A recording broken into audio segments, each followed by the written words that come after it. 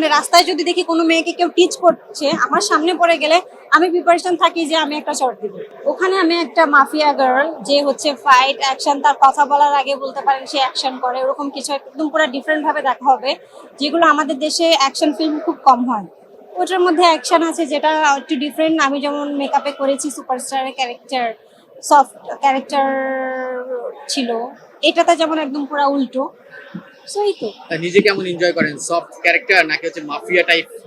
আসলে rough and type এবং নিজের ব্যক্তিগত জীবনের সাথে কোনটা যায়? রাফ এন্ড টাফ আমার ভালো লাগে। আমার মনে হয় যে আমি রেডি থাকি সবসময়, কোনো দুষ্ট লোক দেখলে ধাম করে চট দিব। আমি মানে রাস্তায় যদি দেখি কোনো মেয়েকে কেউ টিচ করছে আমার সামনে পড়ে গেলে আমি প্রিপারেশন থাকি যে আমি একটা চট দিব। আমি এইভাবে মেন্টালি রেডি থাকি সবসময়। স্যান্ডেলিনা সো, রূপচর্চায় আভিজাত্য। উনি তো আমাদের দেশের সুপারস্টার এবং উনি দিন দিন অনেক ভালো করছেন।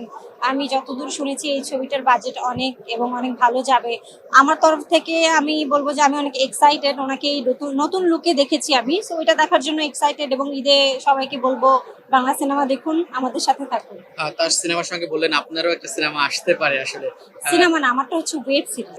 ছুটিটা পাওয়া যায় গ্রামের বাড়িতে ফ্যামিলির সাথে, সবার সাথে ঘোরা হয় এবং অনেকের ইচ্ছা থাকে তাদের বাসায় বেড়াতে যায়, ঈদের রিলেটিভদের সাথে পুরো বছর দেখা হয় না, তো সবসময় মাথায় রাখি যে ঈদের জন্য তাদেরকে টাইমটা দেওয়া হয়।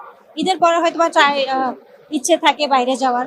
প্রথমত হচ্ছে তাকে আমি জানি না, এটা নিয়ে কিছু বলতে পারছি না। আরেকটা কথা হচ্ছে তার হাজবেন্ড হিসাবে ডেফিনেটলি তার স্ত্রীকে রেসপেক্ট করতে হবে। আমার স্ত্রী যদি খারাপ হয় সেটা তো আমি লোকমুখে সবাইকে বলতে পারি না, এতটুকু আমার আমার জায়গা থেকে আমি যতটুকু বুঝি বলবো। কিন্তু ভেতরের গল্পটা তো আর আমাদের কারো জানা নেই। আমি চাই এটার সঠিক বিচার হোক। ওকে, থ্যাংক ইউ।